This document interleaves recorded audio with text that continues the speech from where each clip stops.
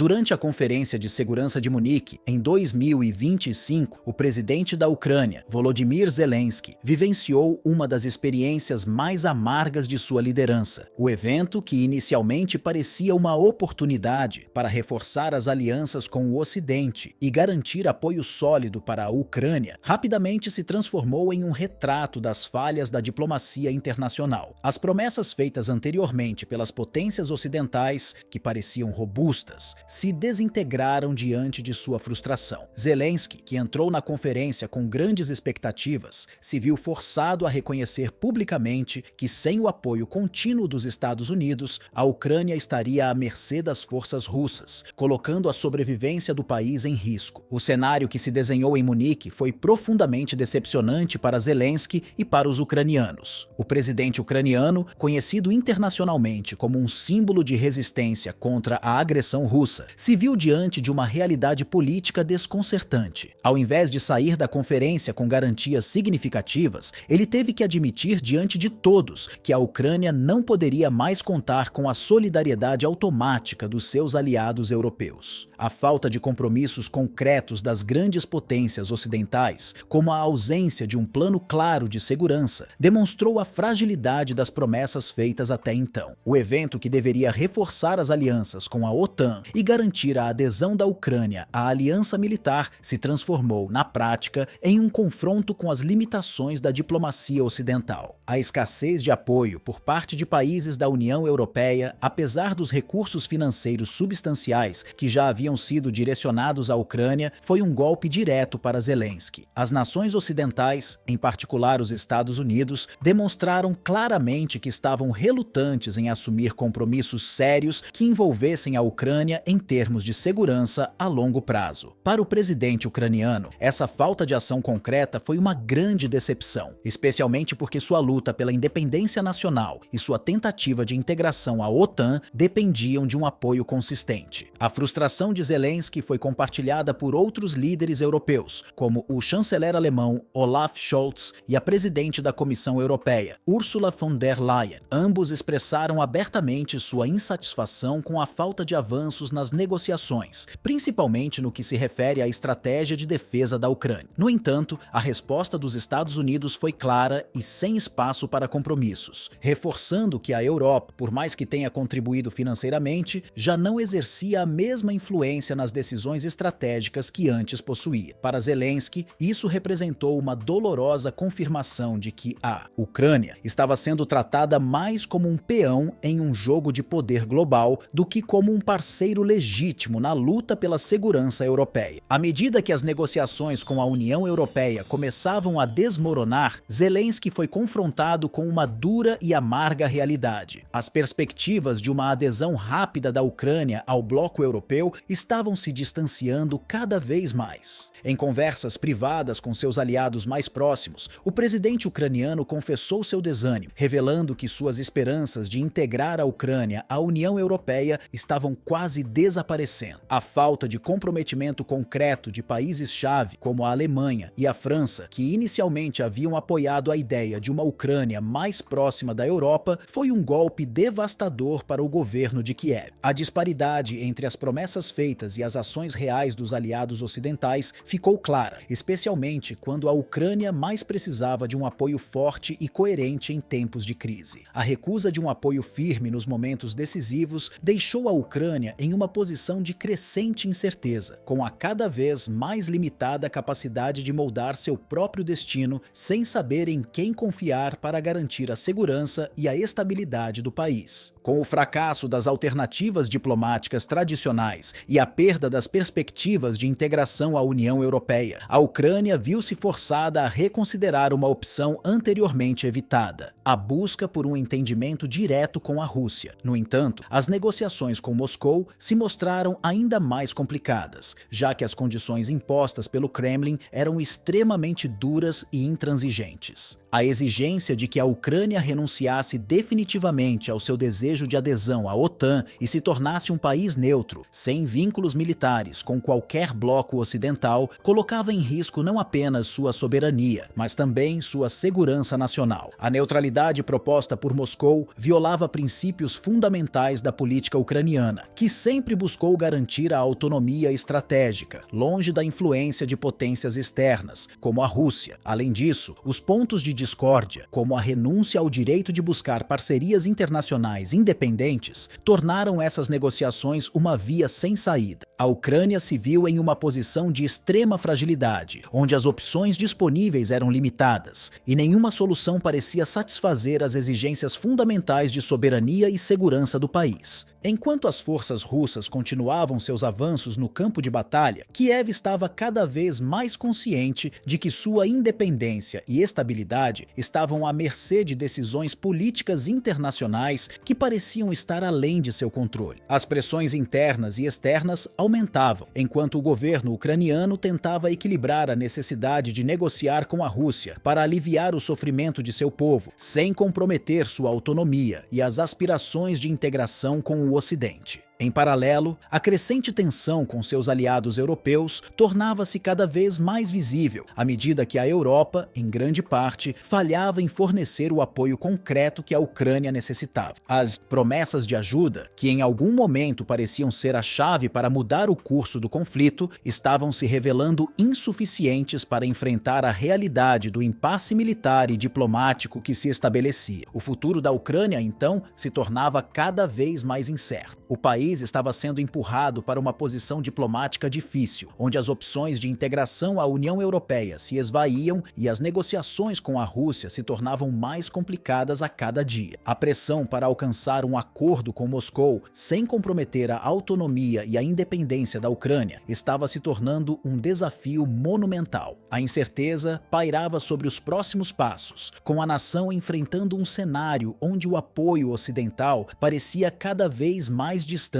e o risco de ceder às condições de Moscou se tornava uma possibilidade cada vez mais iminente. Enquanto a situação no terreno se agravava, as forças russas continuavam a pressionar a Ucrânia em várias frentes, sem mostrar sinais de recuo. Apesar da resistência determinada das tropas ucranianas, a superioridade militar de Moscou se tornava cada vez mais evidente. As forças russas não apenas avançavam no campo de batalha, mas também conquistavam e consolidavam o controle de territórios estratégicos, incluindo áreas vitais para o fornecimento de recursos e apoio logístico, como as regiões industriais e portuárias do leste da Ucrânia. Esse avanço não só aumentava as dificuldades operacionais para o exército ucraniano, mas também comprometia a capacidade do país de sustentar sua resistência a longo prazo. A escassez de equipamentos militares, o desgaste das tropas e a falta de recursos essenciais para manter uma guerra prolongada tornaram-se desafios quase insuperáveis. Além disso, o bloqueio das principais rotas de suprimento e os ataques russos a infraestruturas críticas, como pontes, ferrovias e centros de armazenamento de armas, agravam ainda mais a situação da Ucrânia. O apoio ocidental, embora presente, se mostrava fragmentado e incapaz de suprir as necessidades urgentes de Kiev. Promessas de ajuda militar, como o envio de armamentos e equipamentos, muitas vezes se viam atrasadas ou se revelavam insuficientes para alterar a balança da guerra. A escassez de recursos combinada com a ineficácia das respostas internacionais empurrava a Ucrânia para uma crescente sensação de isolamento, fazendo com que o país dependesse cada vez mais do apoio dos Estados Unidos. No entanto, mesmo o suporte contínuo de Washington parecia cada vez mais dependente de fatores políticos internos, como a mudança de administrações e o desgaste da opinião pública ocidental, que já começava a questionar os custos da guerra. Esse contexto de desespero e incerteza culminou no fracasso diplomático de Zelensky em Munique, a conferência, que deveria servir para unir aliados e garantir um apoio sólido, acabou sendo um reflexo doloroso das realidades brutais que a Ucrânia enfrentava no campo de batalha e no cenário internacional. A falta de um compromisso decisivo por parte dos países da União Europeia, aliada à crescente resistência das forças russas, gerou em Zelensky uma sensação de de abandono. A falta de ações concretas de países que historicamente se mostraram seus aliados, como Alemanha e França, intensificou a frustração do presidente ucraniano. Zelensky, que por tanto tempo defendeu a causa da Ucrânia em foros internacionais, agora se via diante de uma dura realidade. Sua nação estava se tornando um fardo para seus aliados, mais uma peça política do que um parceiro legítimo em uma guerra de sobrevivência.